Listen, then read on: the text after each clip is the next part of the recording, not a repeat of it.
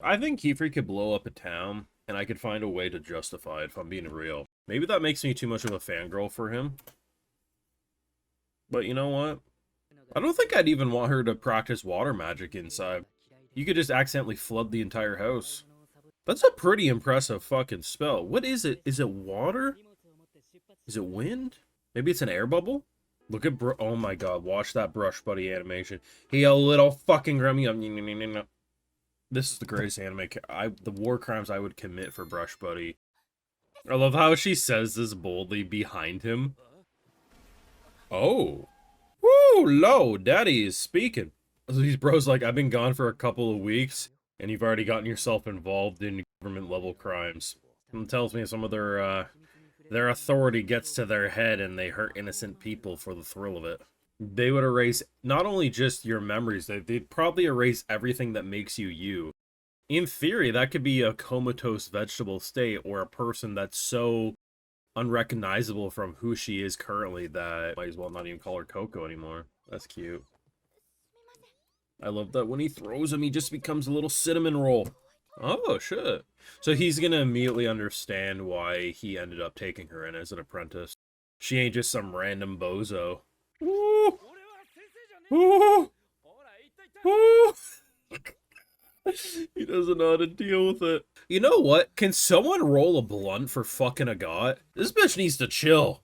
If you're not concerned for Coco's future after this week's episode of Witch Hat, you are kidding yourselves. And maybe that's the enjoyable way to do this, because what looked to be someone taking her away turned into Papa number 2, which is amazing to see. But the concept of not only having the cult targeting her for nefarious gains, but potentially the government targeting her and erasing her sense of self to the point that she would either be a vegetable or a completely different person, essentially killing Coco in the process. The only good support she has is this little witch tower, and I don't believe it's going to last forever. And that is deeply concerning. Great for entertainment, but deeply fucking concerning. Holy shit. Now, of course, if you want to see the full live reactions, head on over to the Patreon. Those are just some of my highlights. But yeah, we got a lot to break down. I mean, you introduce potentially new Best Boy. If anything, Best Boys might be rivaled with each other, which isn't the worst problem to have. You do gotta fuck with the fact that Kiefer said, listen, if you try to take my girl, you're gonna catch these hands, and bro said, what the fuck, man? You know, the way they continue to expand the lore of this show really fascinates me, because it's basically an academia lesson without it really feeling like a lecture. The fact that you just casually say, hey, people like Kiefer don't get to just exist and do whatever they want. So many people are in on the secret of how witches get to be, right? So it makes sense that if you're not in the middle of public square and you're kind of living in the middle of bumfuck nowhere, you're going to have like a watchful eye keep tabs on you to make sure you're not doing anything nefarious.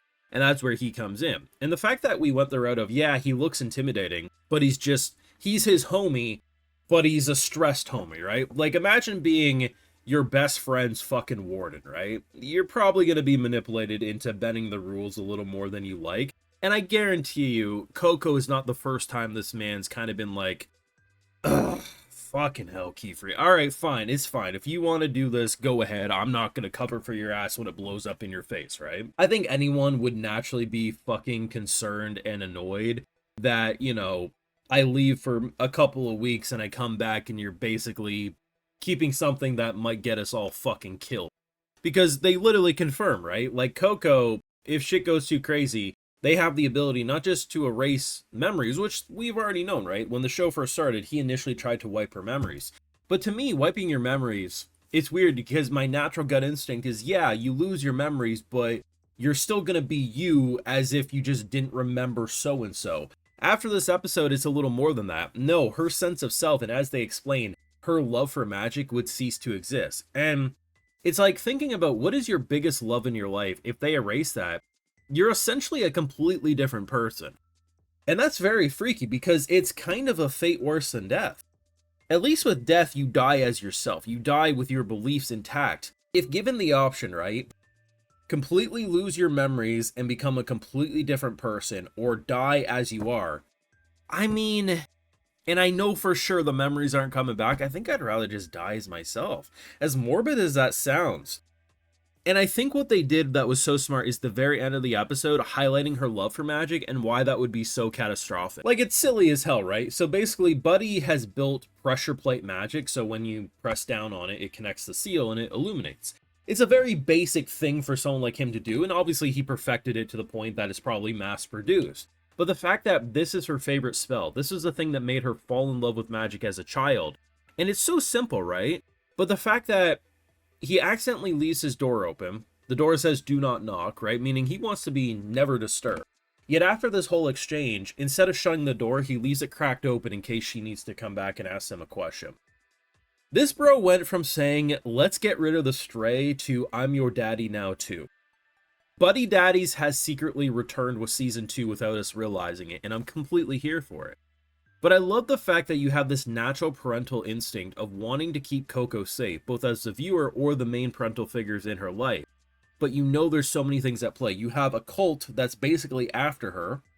You have the government who will completely mindfuck her to the point of not even being herself anymore. You have the dumbassery of them being kids getting into bullshit. Like, I will say in Agott's defense, despite the anger and the hostility of like, there's too much noise, I'm trying to master my craft, she didn't try to sneak out and do something. I actually thought they were going to build into that, because essentially the bridge goes away down the road, someone's kid's trapped. I thought she was going to rush out and try to do it to CC. I'm good. Thankfully not. But with that said, I still worry that we are going to be in a situation that even if Keyfree allows Agott to come with, it's going to be rash, impulsive, and doing something stupid. Because at the end of the day, the characters are kids and they're kind of stupid, right? That's a core character. You don't blame them for being dumb, ignorant kids, but at the end of the day, even with the maturity, they are still emotionally impulsive children, and it will be interesting to see what they do. Either way, there was a lot that happened in this episode. It was a very beautiful episode for the first like half of it, which really allowed you to just enjoy it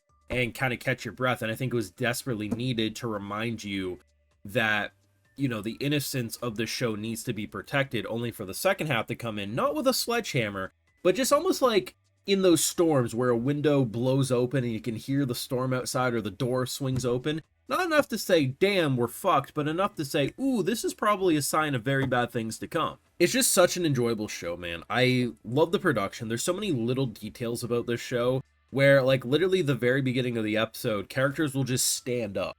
And those standing up moments are animated so fluidly. Like, they add so many little bells and whistles in between frames that don't need to be there. It's very much appreciated because it makes the show feel very high quality, like we're watching a movie in terms of anime production value. But the production of this show could be 50% less than it is. And I fully mean that. Like, sometimes people will be like, oh, the show could be ugly, or the show could, you know, not move and I'd still like it. And those people are definitely lying because they don't actually watch anime that aren't the highest quality shows of the season. There's always a show or two that I cover and I glaze. Cute Girls in the Hero Party last season barely moved, but I loved the art to that show and I thought the characters were cute. I watched that show. I think Barbarian's Bride this season is actually a fairly underproduced show. Great art, but not really a lot of animation. I glaze that show every week. I don't need this show to be godlike. Hell, I still had good things to say about the New Gate, even with its dog shit production by the end. Hated the production, still loved the story. The animation is not why the show is great. The animation is a big reason why the show is popular, 100%, but the story is magical. It really is. And I think it's completely in the same category as stuff like Delicious in Dungeon and some of the all-time great fantasies that have come out as of late, like Free Rent. Great shit. So excited for more. Concerned as fuck for the future. But if there wasn't that concerning element, the show would be too peaceful. And in doing so, while yes, a fun slice of life, I think it would lose a big aspect of what makes it so enjoyable, right? But you can let me know your thoughts down below. Make sure you drop a like, share your support, subscribing, that bell, and of course, the Patreon for live reactions live over there, and other exclusives, because I got to give those video shots to my patrons, because my patrons are why I get to do these YouTube videos at all. All right, so we got Platinum Fighter, Dexter Lind, Toucher Cooler, Spado. I'm going to call you Dick Aaron, to be honest. That's how I read that. Cypher, James, Alex, Soso, and we also have Mark, so I appreciate the support, everyone. Please take care, and y'all have a good one.